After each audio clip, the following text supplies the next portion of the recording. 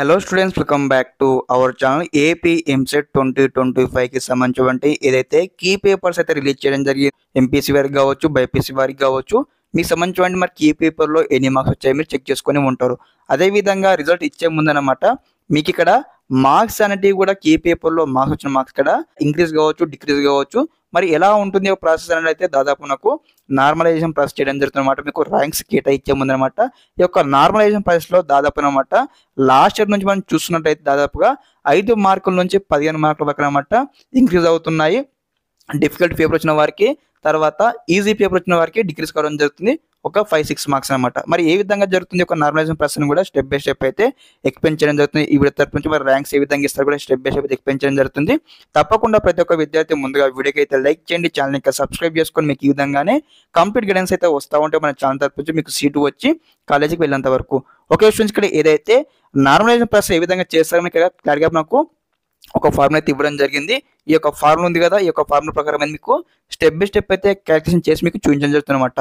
GMS అంటే ఏంటి, ఇక్కడ మనకు టోటల్గా ఎంతమంది స్టూడెంట్స్ ఇక్కడ ఎగ్జామినేషన్కి అటెండ్ అయ్యారు. ఓకే, ఫర్ ఎగ్జాంపుల్గా ఎంపీసీ విద్యార్థులు అన్ని సెక్షన్లు కలిపి ఎంతమంది విద్యార్థులు అటెండ్ అయ్యారు, వారికి యావరేజ్ మార్క్స్ ఎన్ని రావచ్చు. ఫర్ ఎగ్జాంపుల్గా ఒక విద్యార్థికి ఇక్కడ ఎన్ని మార్క్స్ వచ్చాయి, ఫర్ ఎగ్జాంపుల్ ఇక్కడ వచ్చి 60 మార్క్స్ వచ్చాయి అనుకుందాం. ఓకే, యావరేజ్గా. అదేవిధంగా ప్లస్ నెక్స్ట్ ఇక్కడ ఏముందన్న, ఇక్కడ టాప్ యావరేజ్ గ్లోబల్ అంటే ఇక్కడ అన్ని సెక్షన్ కలిపి టాప్ మార్క్స్ ఎంత రావచ్చు. ఫర్ ఎగ్జాంపుల్ గా ఇక్కడ 120 మార్క్స్ రావచ్చు విద్యార్థులకు. అదే విధంగా మనకి ఇక్కడ ఎంత ఉందని, ఇక్కడ జిఎంఎస్ ఎంత వచ్చి మనకి ఇక్కడ 60 కాబట్టి ఇక్కడ మనము -60 వేసుకున్నాం. ఓకే, తర్వాత నెక్స్ట్ వచ్చేసి ఇక్కడ ఏముంది, టాప్ యావరేజ్ సెషన్స్ అన్నమాట. సపరేట్ గా సెషన్ కనెక్ట్ చేస్తారు కదా, ఇక్కడ ఎంపీసీ వారికి కావచ్చు, బైపీసీ వారికి కావచ్చు, మార్నింగ్ షిఫ్ట్ అని, ఈవినింగ్ షిఫ్ట్ అని, ఈ విధంగా సెషన్స్ లో టాప్ మార్క్స్ ఎన్ని రావచ్చు విద్యార్థులకు, దాదాపు ఒక 80 మార్క్స్ రావచ్చు అనుకుందాం. ఓకే, అదే విధంగా మనకి మళ్ళీ ఇక్కడ యావరేజ్ మార్క్స్ ఎన్ని రావచ్చు విద్యార్థులకు, టాప్ మార్క్స్ ఇవి, యావరేజ్ మార్క్స్ ఎన్ని రావచ్చు, దాదాపు ఒక 40 మార్క్స్, ఒక 50 మార్క్స్ వచ్చాయి అనుకుందాం యావరేజ్ గా. 50 మార్క్స్ వస్తే మన నెక్స్ట్ ఇయర్ ఫార్ములా ఏముందని, ఇక్కడ మనకు వచ్చేసి ఇక్కడ ఇంటూ వచ్చేసి ఇక్కడ ఏముంది ఫార్ములా, మార్క్స్ ఆప్టెండ్ బై క్యాండిడేట్స్ అనమాట. విద్యార్థులకు ఎన్ని మార్క్స్ రావచ్చు, ఫర్ ఎగ్జాంపుల్ మీకు ఏ పేపర్ చెక్ చేసుకున్నారు అనుకోండి, మీకు ఎన్ని మార్క్స్ వచ్చాయి, దాదాపు ఒక 60 మార్క్స్ వచ్చాయి అనుకుందాం మీకు ఈ పేపర్లో. ఓకే, 60 మార్క్స్ వస్తే మీరు ఏం చేస్తారు, ఇక్కడ 60. ఓకే, 60 మైనస్ ఇక్కడ మనకు ఇక్కడ సెషన్ యావరేజ్ ఎంత ఉంది మనకు 50. ఓకే, 50 వేసుకోవాలి. ఓకే, మీకు ఇక్కడ రీరైట్ చేస్తాను ఒక స్టెప్ అనమాట. Okay, 60 plus 120 minus 60/80 minus 50 into 60 minus 50 marks. Okay, ఈ విధంగా మీకు మీ మార్క్స్ ఇవ్వనమాట. ఓకే, మీ మార్క్స్ మీకు ఎన్ని మార్క్స్ వచ్చాయి కీ పేపర్లో, ఈ 60 మార్క్స్ మనకి కీ పేపర్ వచ్చిన మార్క్స్ ఇవ్వనమాట. మరి ఇప్పుడు ఏ విధంగా చేస్తారండి అన్నట్లయితే ఇక్కడ 60 ప్లస్ ఇక్కడ మనకి ఎంత ఉందన్న 120 మైనస్ 60. ఓకే, ఎంత అవుతుంది మనకు 60 ఇక్కడ 80 మైనస్ 50 ఎంత అవుతుంది మనకు 30. ఓకే, ఇంటూ ఇక్కడ ఎంత నన్ను ఇక్కడ 60 మైనస్ 50 10. ఓకే, ఇక్కడ మనం ఏ విధంగా చేయాలి అన్నట్లయితే ఇక్కడ మనకు 31 కావచ్చు, అదే విధంగా 32 60 కావచ్చు. ఓకే, నెక్స్ట్ ఏమవుతుంది ఇక్కడ మనకు 60 ప్లస్ 1 ఇంటూ 10. ఓకే, మీకు అర్థమవుతుంది కదా, 1 ఇంటూ 10 అనమాట. 10 అయినప్పుడు మనకి ఏమవుతుంది ఇక్కడ 60 అనమాట. ఓకే, 1 10 10 కాబట్టి మనకు టోటల్గా మీకు ఎన్ని మార్క్స్ వచ్చే అవకాశం ఉంటుంది, ఇట్లా మీకు 70 మార్క్స్ అయితే రావడం జరుగుతుంది. ఎవరి కోసం 70 మార్క్స్ ఈ విధంగా అయితే మీకు ఎవరికి డిఫికల్ట్ పేపర్ వచ్చిన విద్యార్థికి అయితే 70 మార్క్స్ అయితే రావడం జరుగుతుంది. ఓకే, లైక్ ఏ విధంగా అన్నట్లయితే మీకు ఇక్కడ మీకు యావరేజ్గా మీకు ఎన్ని మార్క్స్ వచ్చినా కీ పేపర్లో మనం చూసుకున్నట్టయితే ఇక్కడ దాదాపు మీకు 60 మార్కులు మీకు కీ పేపర్ చెక్ చేసుకుంటే మీకు 60 మార్కులు రావడం జరిగింది.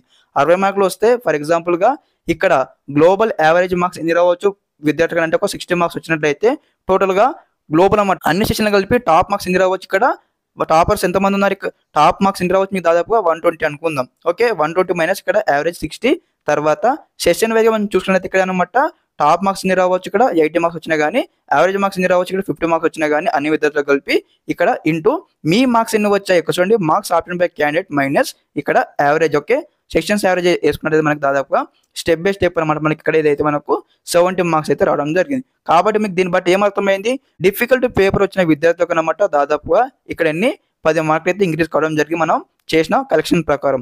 అదే విధంగా మరి ఇక్కడ ఈజీ పేపర్ వచ్చిన విద్యార్థికి ఎన్ని మార్క్స్ డిక్రీజ్ కావచ్చు, దాదాపు ఒక 5 నుంచి 10 మార్కులు అయితే డిక్రీజ్ కావడం అయితే జరుగుతుంది అనమాట. అంటే it's depending upon your marks కావచ్చు. అదే విధంగా ఇప్పుడు మనకు ఫామ్లో వచ్చింది కదా, ఈ ఫామ్ ప్రకారం మనం కలెక్షన్ చేసాం కదా, దీన్ని బట్టి మనకి ఇక్కడైతే స్టెప్ బై స్టెప్ అయితే కంప్లీట్గా నార్మలైజేషన్ ప్రాసెస్ జరుగుతుంది అన్నమాట. అదేవిధంగా నార్మలైజేషన్ ప్రాసెస్ చేసిన తర్వాత మరి ఏ విధంగా వస్తే మార్క్స్ అనేది మీకు స్టెప్ బై స్టెప్ ఇక్కడ మీకు చూపించడం జరుగుతుందన్నమాట. ఇక్కడ స్కిప్ చేయకుండా ఎండ్ వరకు చూడండి. సెషన్ వైజ్గా మనకు ఇదివరకు నార్మలైజేషన్ చేసిన తర్వాత ఏ విధంగా మార్క్స్ వస్తాయి ఇక్కడ మనకు స్టెప్ బై స్టెప్ ఇచ్చారన్నమాట. ఫర్ ఎగ్జాంపుల్గా సెషన్ 1కి మనం చూసుకున్నది ఇక్కడ యాక్చువల్ మార్క్స్ విద్యార్థికి వచ్చేసన్నమాట. మ్యాథమెటిక్స్లో 0 వచ్చాయి, ఫిజిక్స్లో 0 వచ్చాయి, కెమిస్ట్రీలో 0 వచ్చాయి, టోటల్గా 0 మార్క్స్ రావడం జరిగింది. అదేవిధంగా ఈ విద్యార్థికి ఏమైంది ఇక్కడ అన్నట్లయితే హార్డ్ పేపర్ రావడం జరిగింది. ఓకే, హార్డ్ పేపర్ వచ్చింది, అన్నిట్లో మార్క్స్ ఒక్క మార్క్ కూడా రాలేదు. కానీ నార్మలైజ్ చేసిన తర్వాత మార్క్స్ వచ్చిన తర్వాత ఏమైందంటే ఇక్కడ -4.6 కావచ్చు, -1.407 కావచ్చు, -1.49 కావచ్చు, -7.49 కావచ్చు. ఈ విధంగా అయితే మార్క్స్ అయితే రావడం జరిగింది. కాబట్టి ఇక్కడ నార్మలైజ్ చేస్తే మార్క్స్ అయితే ఇంక్రీజ్ కావడం జరుగుతుంది ఎవరికైతే ఆడ్ వస్తుందో. అదే విధంగా ఇక్కడ చూడండి మళ్ళీ యాక్చువల్గా మార్క్స్ చూడండి ఇక్కడ అనమాట. లైక్ ఏ విధంగా అంటే ఈజీ పేపర్ వచ్చిన వారికి ఈ విధంగా మార్క్స్ అయితే డిక్రీజ్ కావడం జరుగుతుంది. చూడండి ఇక్కడ ఫర్ ఎగ్జాంపుల్ యాక్చువల్ మార్క్స్ 8 వచ్చాయి అనుకుందాం. 8 మార్క్స్ వస్తే స్టూడెంట్కి ఎంత వచ్చినాయి ఇక్కడ 3.8 మార్క్స్ వచ్చాయి. అదేవిధంగా ఇక్కడ 3 మార్క్స్ వచ్చాయి ఫిజిక్స్లో, ఎన్ని మార్క్స్ వచ్చి ఇక్కడ 1.6 వచ్చాయి. అదేవిధంగా 5 మార్క్స్ వస్తే ఇక్కడ ఈ విధంగా డిక్రీజ్ కావడం జరిగింది. కాబట్టి ఇక్కడ ఎన్ని మార్క్స్ డిక్రీజ్ అయ్యాయి 8 మార్క్స్లో దాదాపు వచ్చి మనకి ఎన్ని మార్క్స్ డిక్రీజ్ అయ్యాయి, మనకి ఇక్కడ దాదాపు 4 మార్క్స్ డిక్రీజ్ అయ్యాయి, ఇక్కడ 2 మార్క్స్, అదేవిధంగా ఇక్కడ 3 మార్క్స్. ఈ విధంగా అయితే 5 to 6 కాదు, ఓకే, దాదాపుగా 10 నుంచి 15 మార్కులు ఇంక్రీజ్ కావచ్చు, 10 నుంచి 10 మార్కులు డిక్రీజ్ కావచ్చు అనమాట. ఓకే, ఒకసారి నార్మలైజ్ చేసిన తర్వాత నార్మలైజేషన్ సంబంధించి మార్క్స్ అనమాట.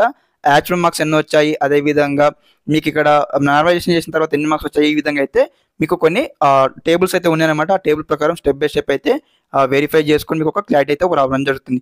ఓకే, ఈ విధంగా అయితే కంప్లీట్గా నార్మలైజేషన్ ప్రాసెస్ చేయడం జరుగుతుంది అనమాట. మీ అందరూ కూడా ఈ వీడియో మీకు క్లారిటీ వచ్చిన భావిస్తాను. మీకు స్టూడెంట్ చూసారు కదా ఈ విధంగా అనమాట కంప్లీట్గా నార్మలైజేషన్ ప్రాసెస్ జరుగుతుంది. కాబట్టి ప్రతి ఒక్క విద్యార్థికి అనమాట మీకు ఈజీ పేపర్ కావచ్చు, ఆడ్ పేపర్ కావచ్చు, మార్క్స్ ఇక్కడ ఈజీ పేపర్ వచ్చిన వారికి డిక్రీజ్ అవుతాయి, అదేవిధంగా ఆడ్ పేపర్ వచ్చిన వారికి ఇంక్రీజ్ అవడం జరుగుతుంది. కాబట్టి ఎందుకంటే ఇక్కడ ఎగ్జామినేషన్లో మరి ఎవరికి కూడా ఎటువంటి నష్టపోవద్దు, ఎవరు కూడా అడ్వాంటేజ్ కావచ్చు, డిసడ్వాంటేజ్ కావచ్చు ఎవరికి ఉండకూడదు అని యొక్క నార్మలైజేషన్ ప్రాసెస్లో మీకు ఈ విధంగా అయితే మార్క్స్ అయితే క్యాల్కులేషన్ చేయడం జరుగుతుంది. దీన్ని బట్టి మీకు ఇక్కడ మార్క్స్ వచ్చిన తర్వాత మళ్ళీ ఇక్కడ ర్యాంక్స్ అయితే ఇవ్వడం జరుగుతుంది. మీకు ఇప్పుడు ఏదైతే కీ పేపర్ వచ్చినాయి కదా మార్క్స్ వచ్చాయి కదా, ఆ మార్క్స్ వచ్చేసి పర్మనెంట్ మార్క్స్ కాదు.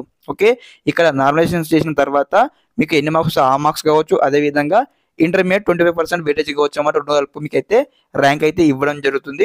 అదేవిధంగా మీకు ఈ విధంగానే కంప్లీట్ గైడెన్స్ అయితే వస్తూ ఉంటే మన ఛానల్ తరపు నుంచి ఒకసారి ఇక్కడ ఏదైతే ఫలితాలు విడుదల కాగానే మీకు ఎంత ర్యాంక్ వచ్చింది, మరి ఏ కలర్ సీట్ వస్తుంది, ఏ బ్రాంచ్ సీట్ వస్తుంది, స్టెప్ బై స్టెప్ అయితే ఎక్స్ప్లెయిన్ చేయడం జరుగుతుంది. అదేవిధంగా దీంతో పాటు ఒకసారి కౌన్సిలింగ్ స్టార్ట్ కాగానే ఏ విధంగా కౌన్సిలింగ్కి మనము రిజిస్టర్ కావాలి, అదేవిధంగా ఏ విధంగా సర్టిఫికేట్ వెరిఫై చేసుకోవాల్సి ఉంటుంది ఆన్లైన్లో, అదేవిధంగా వెబ్ వర్షన్ ఏ విధంగా చేయాలి, సీట్ అలాట్మెంట్ ఏ విధంగా డౌన్లోడ్ చేసుకోవాలి, సెల్ఫ్ రిపోర్టింగ్ ఏ విధంగా చేసుకోవాలి, కాలేజీలో ఏ విధంగా జాయిన్ అవ్వాలని కూడా కంప్లీట్గా each and everything complete guidance అయితే వస్తూ ఉంటే మన ఛానల్ తరపు నుంచి మీకు సీటు వచ్చి కాలేజీకి వెళ్ళేంత వరకు తప్పకుండా మన ఛానల్ సబ్స్క్రైబ్ చేసుకోండి. ఓకే, అందరికీ నమస్కారం, జై హింద్.